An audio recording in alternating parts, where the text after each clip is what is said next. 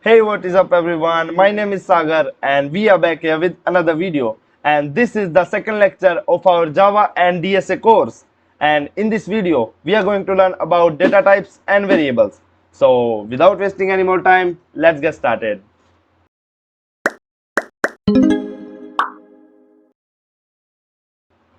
So what are data types?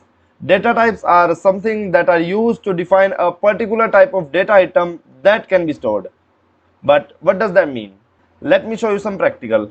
So here in our IntelliJ IDE, I will just right click on my package and here new Java class, and I will just type here lecture second and press enter. First I will generate my main method. So in Java, we declare variables something like this. First our data type and then our variable name, and after that semicolon. So int is a data type here. That means I can store any integer value in my val variable. So in Java, we have to predefine what kind of value can be stored in our variable so that memory can be allocated according to that. So I can store my integer value in that val variable. So I will just write val equal to 10. And now that 10 value will be stored somewhere in my memory, and that val variable is used as a reference to that. So whenever I want to access that 10 value, I will just write val, as you can see val, and I will run it.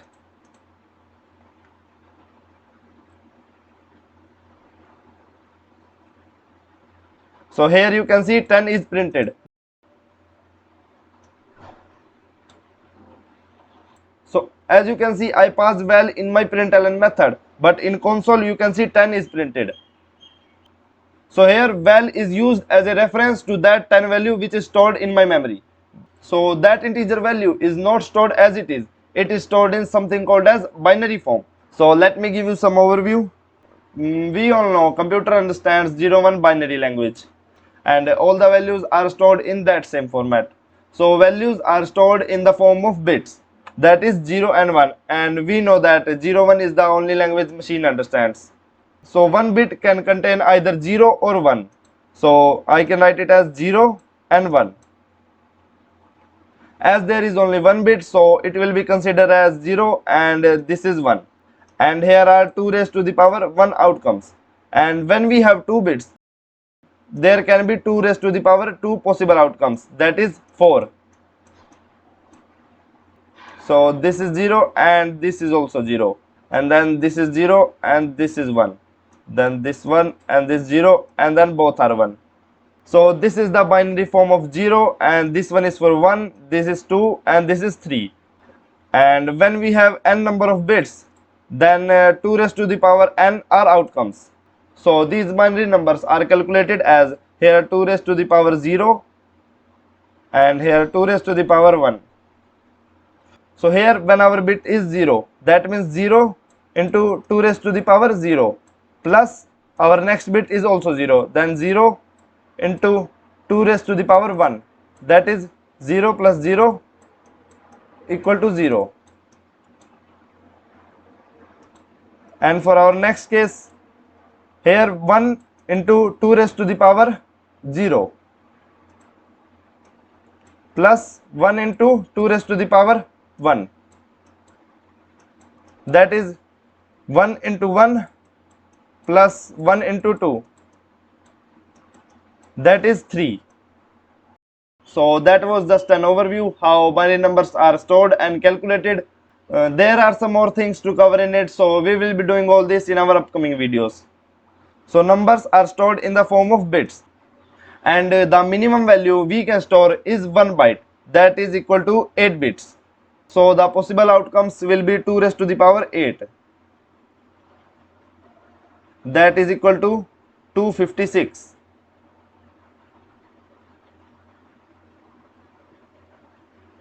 So according to all this, numbers from 0 to 256 can be stored in 1 byte, but that is not true. Actually, numbers from minus 128 to 127 are stored.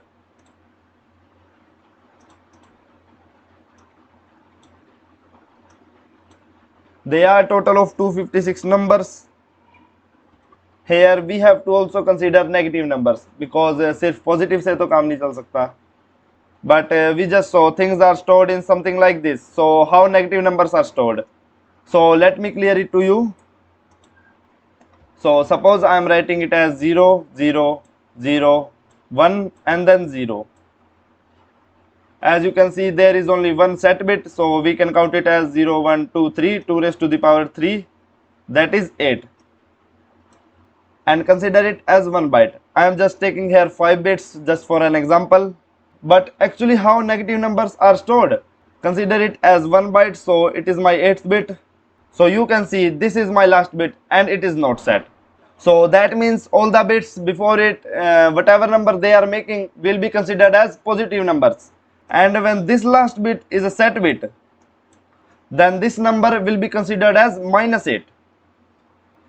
So I think now you got some basic idea of binary system. As you can see, 1 byte equals to 8 bits. That means 2 raised to the power 8 total outcomes. And there is a data type called as short that contains your 2 bytes. Which means total of 16 bits and 2 raised to the power 16 total outcomes. And there is the data type we just used is called as int that contains your 4 bytes, which means 2 raised to the power 32 total outcomes. And after that there is another data type that is long, which contains 8 bytes. That means 2 raised to the power 64 total outcomes.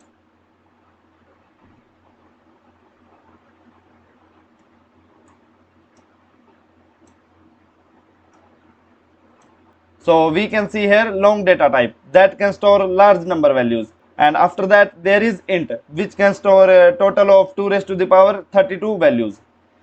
And after that there is this short data type which can store values up to 2 raised to the power 16. And after that there is a byte which can store -128 to 127.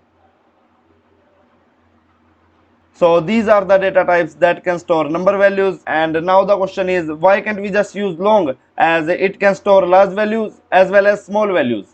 Yes, you can do this, but it will be not considered as a good practice, because when you have to store some small value, why are you assigning them a large amount of storage? Just for an example, suppose अगर तुम्हें 2 toffee लानी है तो तुम उसे हाथ में भी ला सकते हो. ऐसा तो नहीं है कि तुम पूरा बैग लेकर जाओगे. सो हम बैग तो तभी लेकर जाएंगे जब हमें कोई बड़ी चीज कैरी करनी हो. So this is not a good practice when we are storing some small value and we are taking long to assign it a large amount of storage. So after this there are these another data type that are double and float. These are used to store decimal values, something like 1.2345. So this will be a double value, and when I am writing it as 1.23f, so it will be considered as a floating value. So after this we have this boolean. Boolean can store only 2 values, that is true and false. For now you can think it only takes 1 bit to store some value, that is 0 and 1. But in many cases it varies on your JVM, and we are not going deeper in all this. So it can store value in only 1 bit, that is 0 and 1. 0 means false and 1 means true. And after this we have this char. Char is used to store single character values like question mark, dollar symbol, or any alphanumeric value.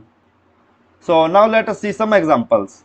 So our first data type was byte, that is byte b equal to 5. So here you can see I can't store values that are larger than 127 because it is a byte data type. So our next data type was int. So before moving ahead, first let me clear you all this syntax.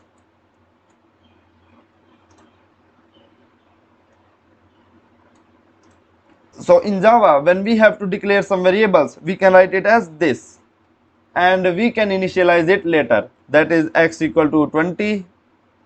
And when I am writing it as this, it is called as declaration and initialization.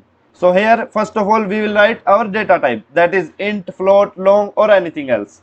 And after that we have to write our variable name, that can be anything, but in Java we have to follow some convention. So when we are declaring some variables, we have to name them as camel case letters, that is I am writing it as rate of interest. So you can see here my first character is small and O is in capital and I is also in capital. And when we are creating some class, as you can see here, lecture 2, we should capitalize the first letter. As you can see here in lecture, L is capital. And after this, you can see this assignment operator. We will be learning about operators in our upcoming video. And after this, there is some value and at last semicolon. I also told you in previous video that it is used to represent the end of our instruction. So after byte we have short. So I will write it as short s equal to 10. And after this we have int, so I will write it as int I equal to 20 or any value you want. And after int we have long. And there is one thing to remember, that when you are initializing some long value, you should write it as this 20 capital L. Why? Because now your compiler will know that this 20 is a long value. And after that we have our float.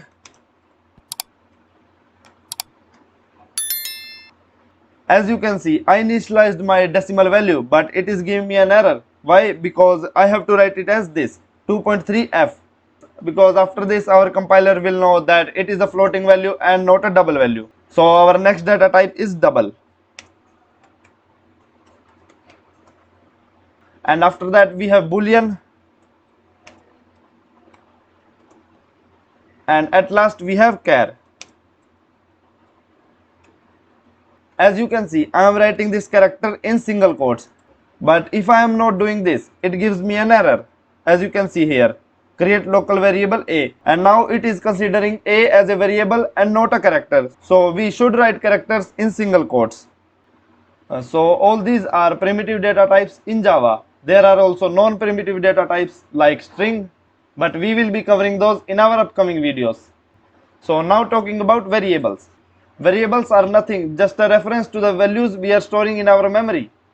Like you can see here, int I equals to 20. The 20 is my value and I is my variable name. So the 20 will be stored in my memory and that I will be used as a reference to that value.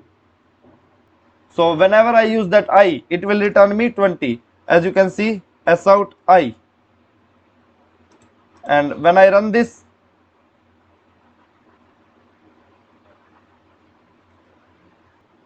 it is returning 20 here.